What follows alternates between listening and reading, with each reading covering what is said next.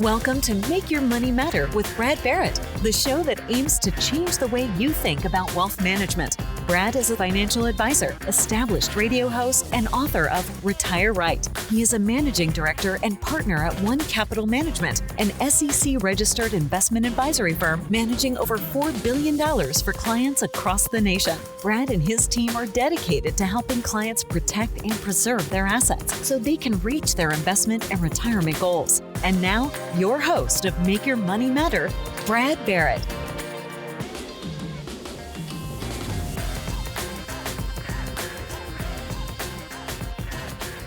Welcome into the Make Your Money Matter show. I'm Brad Barrett.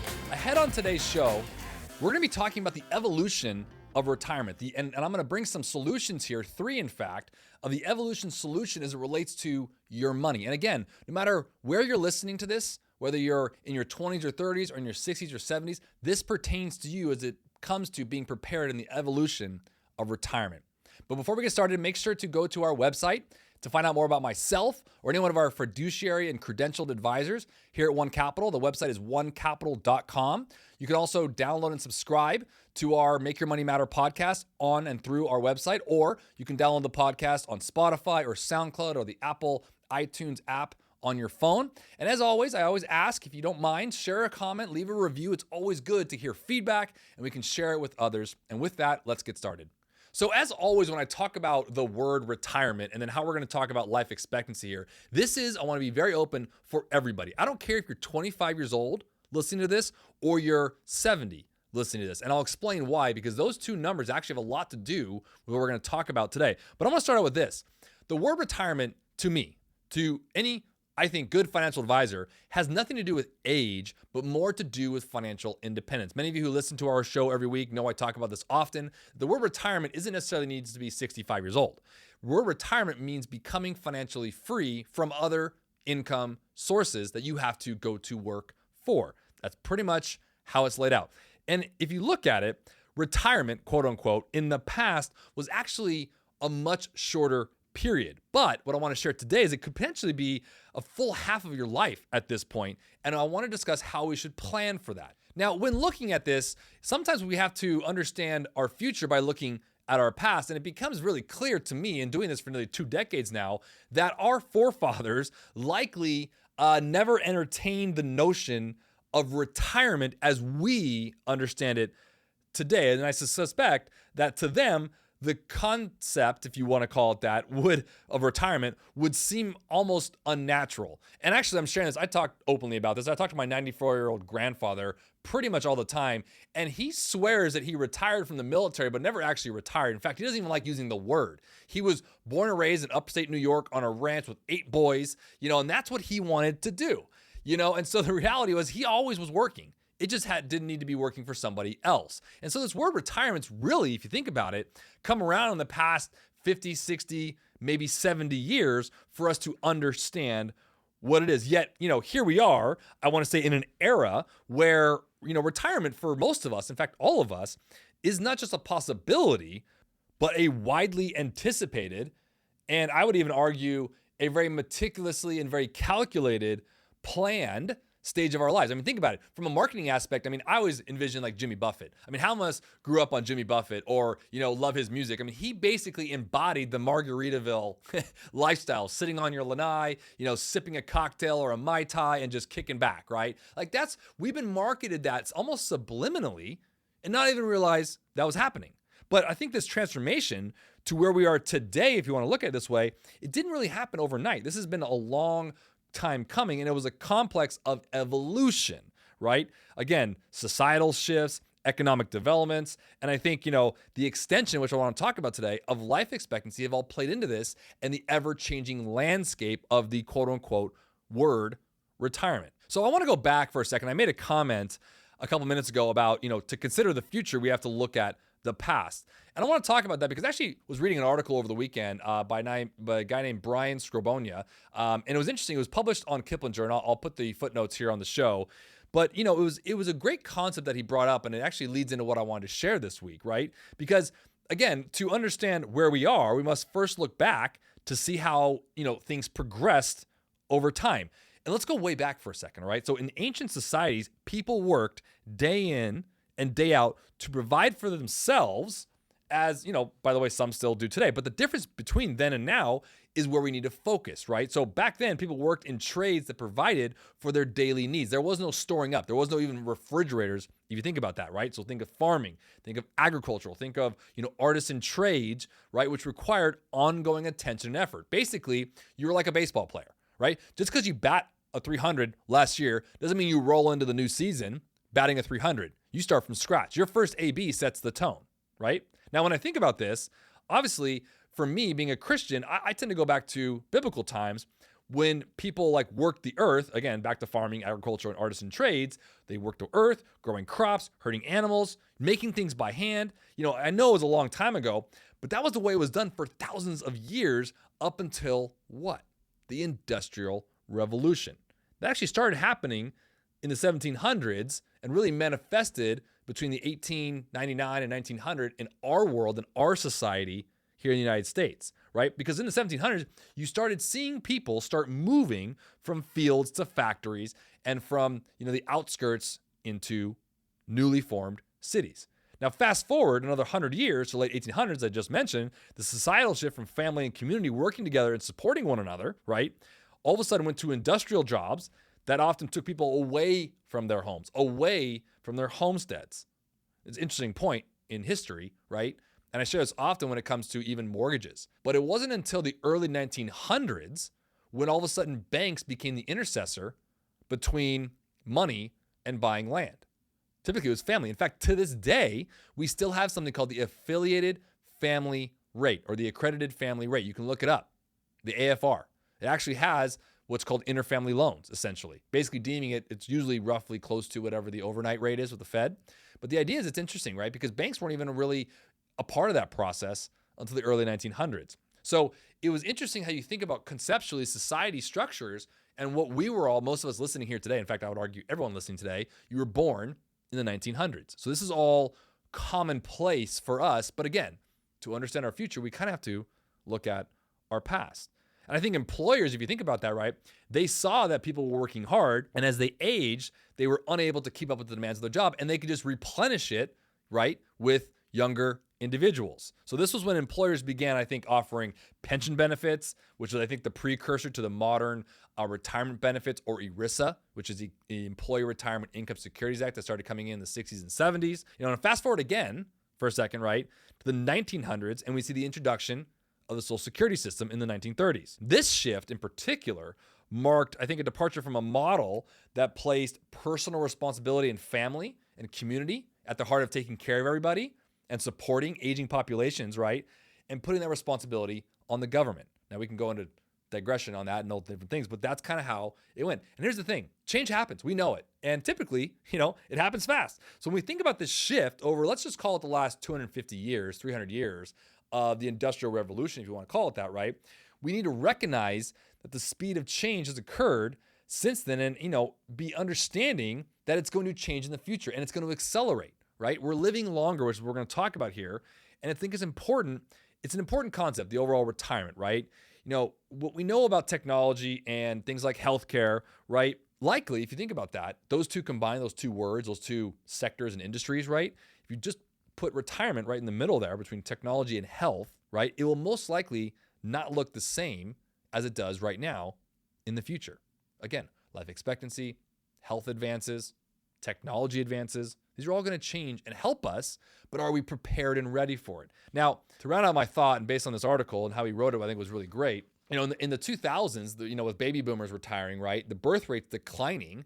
You think about all these things were happening at the same time. And so when birth rates were declining, you also saw labor forces shrinking. And it seems, if you look at the current structure right now, that the current system may actually see another shift that will change, I think, and I think what he thought as well, and I think many economists and advisors see at the forefront of how I think retirement is defined. Now, I gave you my definition at the top of the show.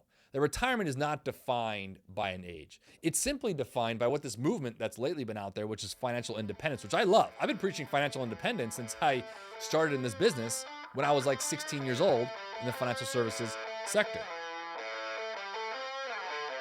Stay connected. Get frequent updates on the show. Follow Brad Barrett and Make Your Money Matter on most social media platforms. And catch full episodes of Make Your Money Matter streaming now on our YouTube channel. To schedule your no-obligation appointment, go to onecapital.com or call 805-410-5454. Now, I mentioned something earlier about pensions, and I want to bring this up. Now, for many of us who have a governmental pension, this is a little bit different, but I want to focus on the private sector pensions for a second, right? Under the current system of government, the way the benefits work, and understanding math, right? I believe these programs will change. And we've seen it being changed. Years ago in the private sector, think GM, for example, General Motors. They had a big pension environment, right? Many people were on that structure, but then it became a little bit of an overfunded or underfunded environment where they were bearing the responsibilities of their employees' retirement. And the juice wasn't worth the squeeze, if you will. Now, if you think about pensions, personal savings, and Social Security, kind of the three-legged monster here when it comes to retirement, it's all becoming somewhat of a singular environment because a lot of times I talk about Social Security. In fact, one of the major subjects I talk about on our show, just because of our age base of clientele that we deal with, plus the amount of people that are in this realm of ages, it seems to be this three legs I brought up, right? A pension, Social Security, and savings. It's becoming more personal. We have to take care of ourselves. It's evolving to a point, friends, that we have to go back to the original aspect of how we were designed, which was to take care of ourselves. And by the way, when I say take care of ourselves, I mean taking care of yourselves and your loved ones.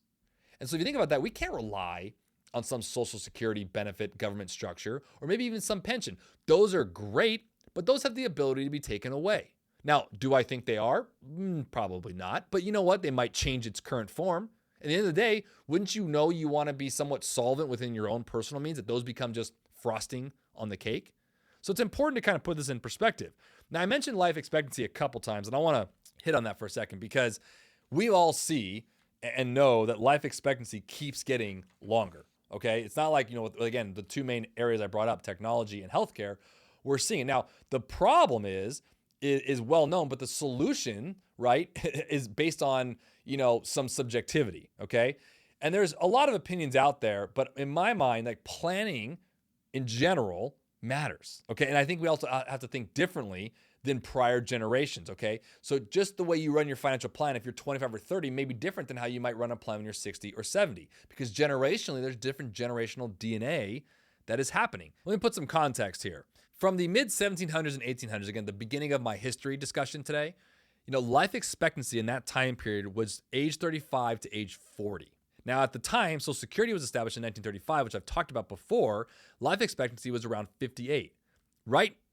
Ending last year in 2023, life expectancy is 79. Friends, you don't have to be a math scientist here or any sort of like historian to see that just from those three pillars of history, we've seen that the life expectancy has dramatically increased. And there's new studies and there's new research that hypothesize that over the next 20 years, and I would argue for many of us listening here, in our lifetime, we will see incredible longevity-related breakthroughs that have the potential to even add decades to your lifespan. Now, I don't know about you, but as I get older and as my back pain just continues to keep hurting me, I'm not sure I want to live into my 100s, but I digress. I think there's a lot of factors here to consider, but when you think about longevity, retirement needs to be at the forefront because your money has to coincide with that. You can't have your money being projected to live to age 79 in terms of last year's life expectancy when your family history and over the next 20 years, a lot of research coming out that you might live well into your 80s and 90s and even 100s. You see what I'm saying there? That's a long time period. And your distribution rate, how much you're taking in retirement relative to your rate of return, matters when it comes to making sure you have sustainability. So the key to all this, and I want to share this openly, is how do you plan for this? How do you plan for the evolving landscape that is retirement? And in saying this, I want to be very clear about something that obviously there were a lot of variables in what I've been discussing today, and I'm not gonna, it's not mistaken or lost on me that I oversimplified the interpretation of history, but the point I'm trying to drive home here, and based on this article as well, is that retirement, if you want to think about it this way, is a new phenomenon in human history, and it continues to evolve. Now, there were three things that were brought up in this article that I love that I want to expand upon. the way to, I think, plan for retirement in my world of being a financial advisor for nearly 2 decades is 3 things: contribution, prevention, and delegation. And I'm going to go into that for a second. Now, let's talk about contribution for a second. If you began working, let's say, in your teen years, right? And you started working in your 20s, maybe even you retire at 60 and maybe you pass on when you're age 90. If you think about it, you retired and were in retirement for as long as you were working. I say this to many of my clients. I mean, God willing, you have the same amount of time in retirement as you did working. Essentially, said differently, you retired at halftime. So if you think about it, the whole notion, and sometimes these are where rules of thumb get debunked, right? Many people talk about this one, but you've likely heard this, wherever you're listening to this, is you typically tend to, or should, quote unquote, should, get more conservative as you get older. And I'd argue that sometimes, saying, wait a minute, if that was the case, then you should be conservative in the first half as you were in the second half, because it's the same time period. Yes, you're older for sure, but I think it's all relative. It's subjective, right? This is where a plan comes in. We're going to talk about that next. Now, a paradox today is people work for decades and they gain experience, they gain wisdom and knowledge, and then they remove themselves, like from the workplace, to retire, and then they basically stop contributing to knowledge and to society. And I say this all the time when I talk to my clients who are going into retirement, that we obviously talk a lot about the money aspect of things, but we also speak very heavily into the psychology and the mentality and the spirituality, if you want to call it that, of retirement. My grandfather said it best in my mind: a rolling stone carries no moss. Keep moving, keep living, find a new hobby, create that second act. I've talked about it a lot on the show. I've had a couple clients, one in particular that sticks out. They became a rock star in retirement. They just loved music. They never really played music during working years, but they started a band and then now they're touring the world. I mean, the world is a little bit aggressive, but they're touring small pubs around the country and they go to different places and it's really fun for them. So you think about it, you can create a second act. And I guess what I'm trying to share is here, by defining or redefining the second half of your life, continuing to contribute to society, which I think brings meaningfulness to your life and in general, instead of just checking out, matters. So keep contributing is basically item number 1. Item number 2 I mentioned is prevention. And I'm sure many of us know this, but just to reiterate, that in life, there are risks. There are calculated risks and there are dumb risks, right? And regardless of where the line may be in either side of defining that, being wrong, I think, magnifies over time. There's an example in the book Atomic Habits written by James Clear, which I've loved and I've shared this often. And he described the trajectory of a plane. And basically what he's saying is if a plane left LA headed for JFK in New York, but the nose was tilted about 3 degrees, just that small, tiny, almost insignificant to many, small change in the height of the nose of the plane would cost them thousands of miles. They would land in Washington, D.C. versus New York City. It's amazing to me that even in short things that don't matter to you, think meaningless, actually have significant impact. Longevity, if you think about it, is the distance in this scenario, as I mentioned, right? And as people live longer, something I talked about today, they're spending more time in retirement, which has the potential of straining resources, obviously increasing the possibility of falling short, maybe of your destination, in my example. Now, popular opinion, I think, will often suggest taking on more investment risk to grow assets, but I think back to the rule of thumb I mentioned in number 1 is think about this honestly and openly about sequence of return risks, inflation, taxes, market volatility, things like medical costs in retirement. Those all add up, but retirement is obviously covered with risks, some foolish that may be on you and some that are actually calculated. And so I think transferring risk away from you and finding ways to move things into your control to prevent unforeseen problems really is what the forefront of this number is. So we contribute, keep going through your life, keep adding to society, keep learning, even if you're in retirement. And then prevention is understanding that time is a big deal here. And preventing these small little mistakes that seem innocuous and insignificant actually do matter. And my third one I'll bring up is delegation. And let me just share this openly that financial planning, and we're talking about today's retirement planning, again, at whatever age you are in, it's a team sport. Like you're not playing golf here, okay? You might have a caddy here and there, but it's a team sport. It involves people. It involves practicing and coaching and all these things. Going it alone could actually be costly in your mistake. And I actually have seen in my career that the people that are having the most success, both while they're working, like in their own lives and in companies, as well as in retirement, are delegating. And I think what's important, there's a quote that comes up to me, Ronald Reagan's quote around, make sure you find the right people and then delegate and remove yourself. So it's important to really think about this and say, well, yes, you asked your question, right? Are you finding the right people? Do you have the right people? And I'll just say this, as I share in every show, that I throw this in there because it's so important that a well-established wealth management firm can assemble this team for you. I can only speak to us at One Capital Management, being around over 20 years now, working with our clients, managing about $5.3 billion for clients across this great nation of ours, working very openly with thousands of families, having a consortium of tax planners, estate planners, insurance planners, all the idea team, members you would need to run this ball down the field. And ultimately, all these three things that I brought up here with regards to contribution, prevention, delegation, these things that came from this article that I expanded upon, really comes down to understanding this for today's show, is knowing that the retirement that you may have seen from your parents or grandparents may not be the retirement that you're going to have. And understanding how the evolution is happening for you matters. Getting your plan in place matters. And ultimately realizing that wherever you are in your work life right now, if you're not retired or not financially free at whatever age you are, understand that you're in the second quarter, maybe first quarter.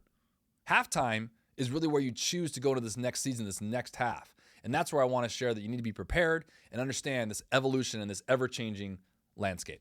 Hey, I want to thank you for listening to the Make Your Money Matter show. As always, before acting on anything discussed today, remember to speak with a financial advisor near you about your specific situation. Or again, if you'd like our help, you can reach us at 805-410-5454 or through our website at onecapital.com. And always remember to make your money matter. The information in this show is educational and general in nature and does not take into consideration a listener's personal circumstances. Therefore, it is not intended to be a substitute for specific individualized financial, legal, or tax advice. To determine which strategies or investments may be suitable for you, consult the appropriate qualified professional prior to making a final decision.